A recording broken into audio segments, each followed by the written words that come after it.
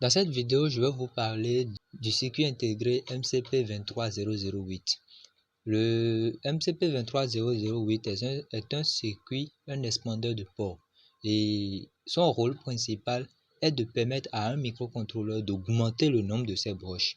Alors, augmenter le nombre de broches d'un microcontrôleur revient à dire, lorsque je prends l'exemple typique d'une carte Arduino qui nous offre environ 20 broches, toutes les broches confondues bien sûr, que ce soit les broches I2C, les broches de communication série, SPI et tout ce que vous voulez.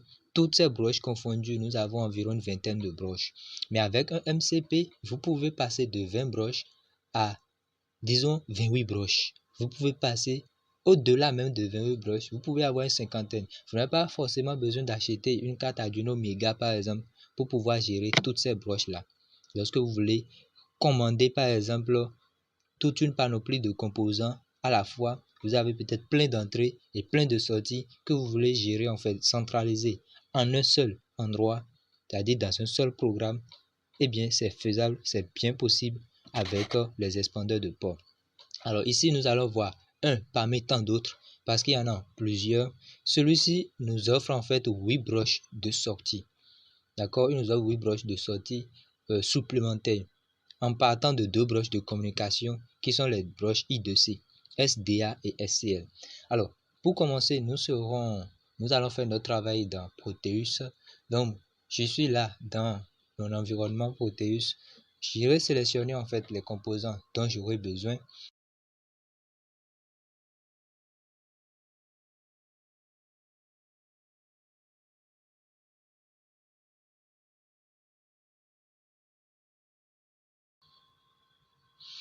Alors, comme vous le voyez ici, ça c'est le circuit intégré, le MCP 23008. Et là, nous avons les 2 broches de communication SDA et SCL. D'accord? Ici, à ce niveau, vous avez 3 broches A0, A1 et A2. En fait, ce sont des broches qui vous permettent de programmer l'adresse du circuit.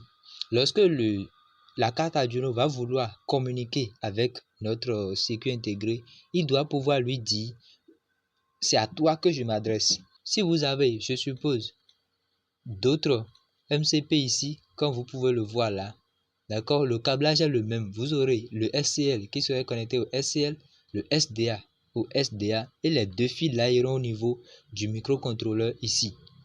D'accord, donc c'est le même bus en fait qui traverse. Et ce qui fait la différence entre les deux, eh bien, c'est la programmation qui va être faite ici. Alors, au niveau de ces composants-ci, vous avez 3 broches qui sont en fait des broches binaires. D'accord, des broches binaires. Le bit le plus faible en fait est ici, le A0, c'est le bit le plus faible. Le A1, c'est ce qui suit le A2, est le plus grand bit. Enfin, le bit qui a le poids le plus élevé. Voilà. Donc, pour pouvoir par exemple programmer l'adresse 0, vous renvoyez toutes ces broches-là à la masse. C'est-à-dire, vous envoyez tout ceci à 0, alors vous aurez l'adresse 0. D'accord? Si vous voulez avoir l'adresse 1, par exemple, lui, c'est le bit qui a le poids le moins élevé. Du coup, quand vous l'envoyez lui seul à 1 et tout le reste à 0, et donc vous aurez 001. Et 001 en binaire vous donne le numéro 1 en décimale. D'accord? L'adresse 1 en décimale. Donc le plus grand, la plus grande adresse que vous pouvez avoir, c'est lorsque nous avons la broche A0, A1 et A2 à 1. Et quand les 3 sont à 1, ça nous donne 8 en binaire et en décimale. 1, 1, 1 équivaut à 8 en décimale.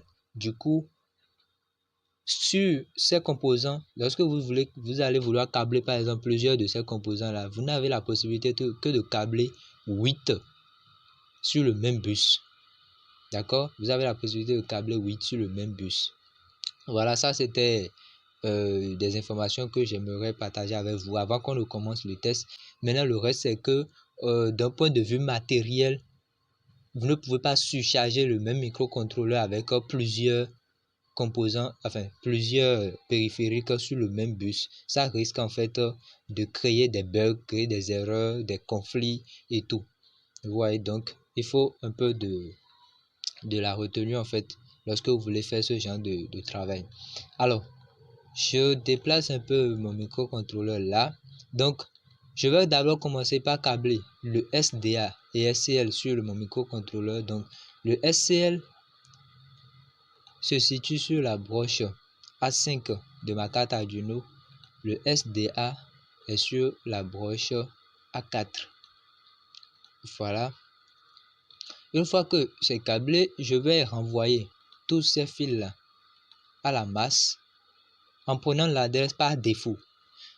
Parce que retenez que nous allons utiliser une bibliothèque Arduino et cette bibliothèque en fait a pour rôle de gérer en fait ces circuits-là, les MCP. Il permet de les gérer facilement. Donc on n'aura plus trop à se casser la tête pour savoir comment est-ce qu'il faut envoyer telle information et tout.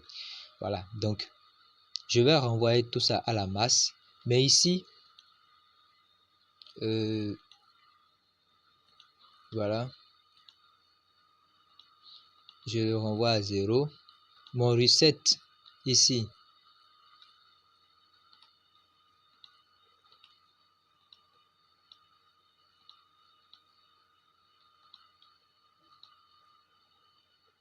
voilà, je connecte le reset du circuit intégré au reset de ma carte Arduino que je vais envoyer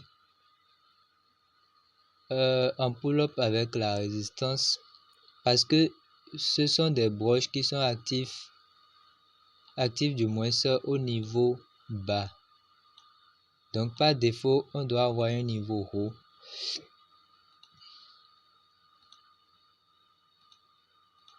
Voilà. Donc ici, je mets une résistance de 1 kilo ohm.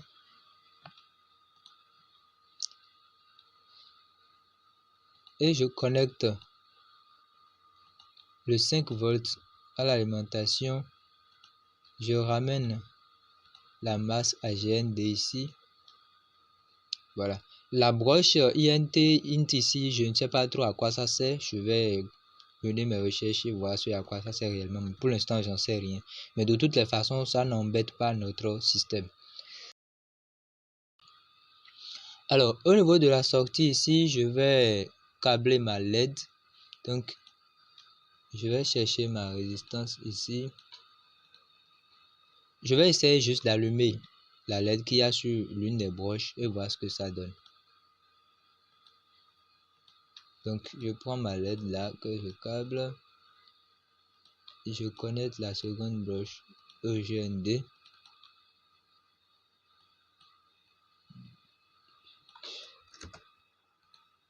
Voilà.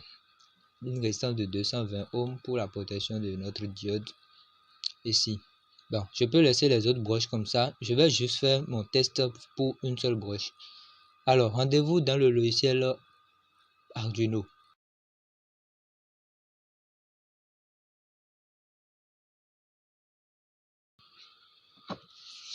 Une fois ouvert, nous irons dans la fenêtre fichier, exemple.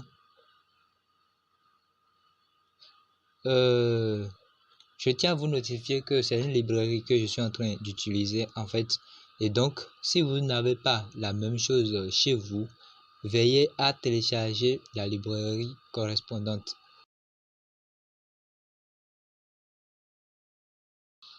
Regardez très bien le nom et tapez-le en fait dans la barre de recherche ici. Ok, dans le gestionnaire des bibliothèques, vous venez là et puis vous tapez le nom de la librairie en fait en question. Vous allez le retrouver. Donc moi je viens directement ici vu que j'ai déjà la librairie. Il s'agit de la librairie MCP 23017 Arduino Librairie. Ok, il y a plein de solutions qu'on vous propose. Là je vais choisir la première solution, Blink. Donc ça nous permet en fait de faire clignoter la LED que je viens de câbler là tout de suite. C'est un exemple ici. On voit qu'ils ont inclus en fait les librairies. Voilà le nom en fait à ce niveau là. Adafruit MCP 23X08. D'accord. Donc voilà, une fois les librairies, ils ont défini la broche, le numéro de la broche à laquelle sera relié notre LED qui va clignoter en quelque sorte. Ici, ils ont créé un objet MCP. D'accord, ils ont créé un objet MCP. Ensuite, ils ont démarré le port série. On affiche ça et tout. ce qui nous concerne, c'est de voir que voilà, ici vous voyez la condition, on dit if not mcp.begin i2c, alors il affiche error. Ça dit quoi? Si le démarrage du module MCP n'a pas été effectif, alors il affiche un message d'erreur et il reprend encore. Et tant que ce sera un message d'erreur, alors il va toujours continuer par réessayer en fait. Voilà, ça permet de s'assurer que le module répond très bien avant de continuer le programme. Donc, c'est à ce niveau-ci, lorsqu'on fait mcp.begin i2c, dans la parenthèse là, on met en fait les paramètres.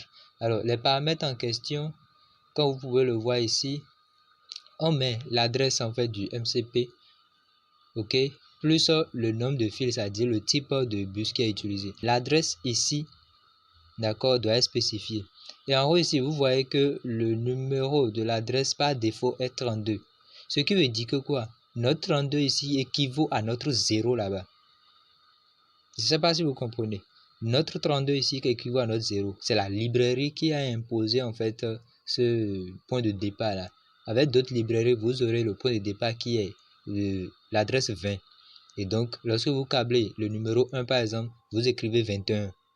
C'est-à-dire vous câblez 1 dans votre schéma là-bas, mais ici, vous mettez 21 dans le programme et ça marche très bien.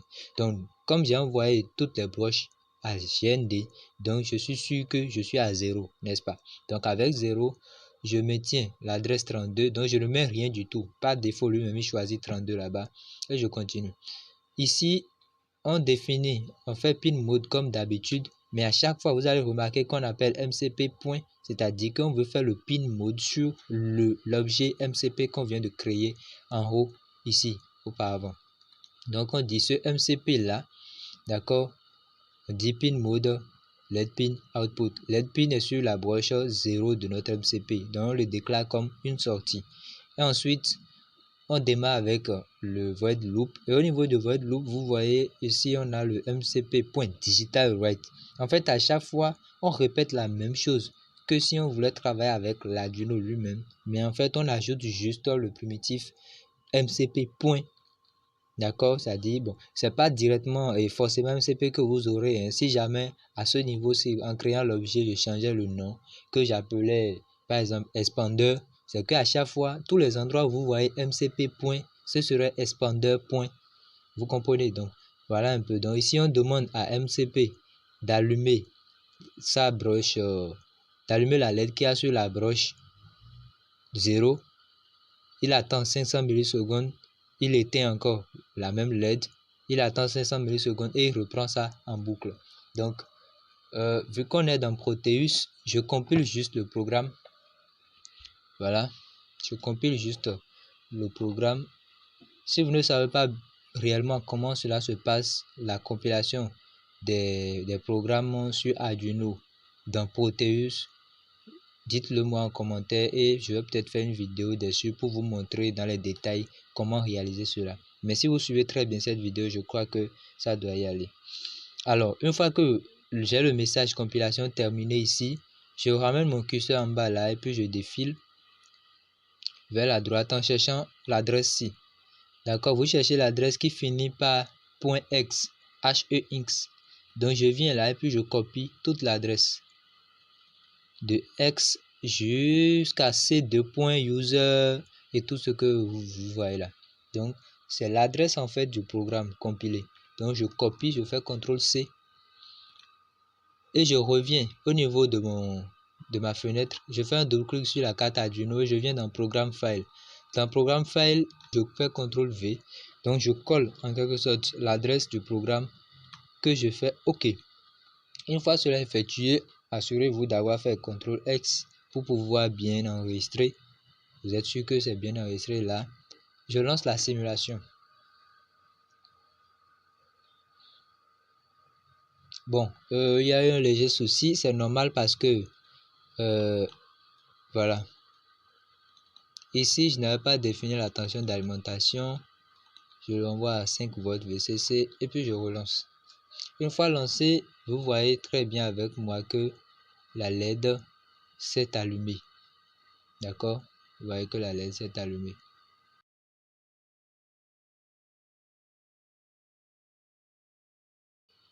Allumée.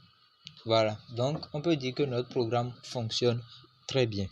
Alors, si ça devient lent parfois, ne vous inquiétez pas, en fait c'est la vitesse de communication, la vitesse d'exécution du programme dans Proteus lui-même.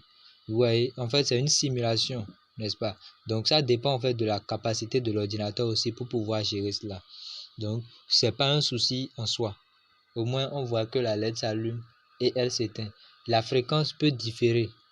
Ouais, la fréquence peut différer. Au lieu de demi-seconde, vous pouvez aller jusqu'à peut-être 700 millisecondes, parfois même une seconde carrément, à cause du retard du processeur. Voilà. Donc tout ça, c'est acceptable. Ce que nous allons faire maintenant, c'est d'insérer un bouton pour soi. Nous allons insérer. Je coupe d'abord la simulation. On ira chercher un bouton pour soi. Ok. Je le prends. Je positionne le bouton pour soi là. Je prends une résistance que je vais câbler ici en pull-up. Donc j'envoie la résistance à VCC. J'ai mon VCC en haut ici. Donc je reviens là. Je mets la résistance en question à 1 kΩ. Maintenant j'envoie l'autre broche du bouton pour soi à GND. Voilà. Maintenant, le point qui est entre les deux, je l'envoie sur la broche 1. Alors si vous comprenez bien, ce que je suis en train de vouloir faire là, c'est de définir la broche numéro 1 de notre MCP comme entrée. Donc, on a expérimenté tout à l'heure le fait d'envoyer des signaux en sortie sur une broche donnée, mais là on va expérimenter maintenant le fait d'envoyer des signaux en entrée. C'est-à-dire quoi? Il va faire digital reader via la broche numéro 1. Donc, ce qu'on va faire ici, je retourne dans le programme Arduino et là où on a fait define LED pin 0, je vais ajouter, je copie, je fais CTRL V là et au lieu de LED pin, je vais faire bouton pin et au lieu de 0, j'envoie bouton pin sur la broche 1. Voilà, donc je copie bouton pin maintenant, je descends et au niveau de ok, maintenant là je sais que mcp.pin mode bouton pin deviendra un input au lieu de output. Un input. Voilà, donc on a mcp.pin mode égale input. Qu'est-ce qui va se passer? Je vais lui demander de vérifier si. Donc je vérifie en fait si j'ai reçu un niveau bas au niveau de la broche. Vu que je l'ai câblé en fait en pull-up, donc par défaut on a le niveau haut. Donc à chaque fois il vérifiera si on a reçu un niveau bas par hasard, c'est-à-dire si le bouton est appuyé. Alors si le bouton est appuyé, je vais lui demander d'allumer la LED. Voilà. Donc comme vous pouvez le constater là, j'ai demandé à mon Arduino, lorsque il vérifie si la lecture digital reader de mon bouton pour soi est au niveau bas, c'est-à-dire si le bouton est appuyé, alors MCP écrit sur sa broche 0 le niveau haut, c'est-à-dire il allume la LED. Dans le cas échéant, sinon, il envoie un niveau bas sur sa broche 0. Ce qui fait que lorsque je vais appuyer le bouton, la LED va s'allumer. Lorsque je relâche le bouton, la LED s'éteint. Tant que le bouton sera appuyé, la LED restera allumée. Donc, je vais compiler tout ça. Vu que j'ai déjà copié l'adresse tout à l'heure que j'ai envoyée sur la carte et que la simulation continue, le logiciel est toujours ouvert là-bas. Je n'ai plus rien à faire. Il suffit juste de compiler et puis la mise à jour sera faite automatiquement. La compilation est terminée, je réduis ma fenêtre. Je reviens dans mon programme et puis je lance directement la simulation. J'aurai mon résultat. Donc vous voyez là, la LED ne clignote plus. Mais dès que je vais appuyer sur le bouton pour soi, la LED va s'allumer. Vous voyez, et tant qu'elle est maintenue, la LED restera toujours allumée. Je relâche le bouton et puis paf, vous voyez la LED s'éteint. Donc En fait, ça marche très bien. Dans une prochaine vidéo, nous allons essayer d'utiliser toutes les broches en fait que nous allons câbler sur un module de relais. Vu qu'on a 8 broches, on va essayer de réaliser un projet complet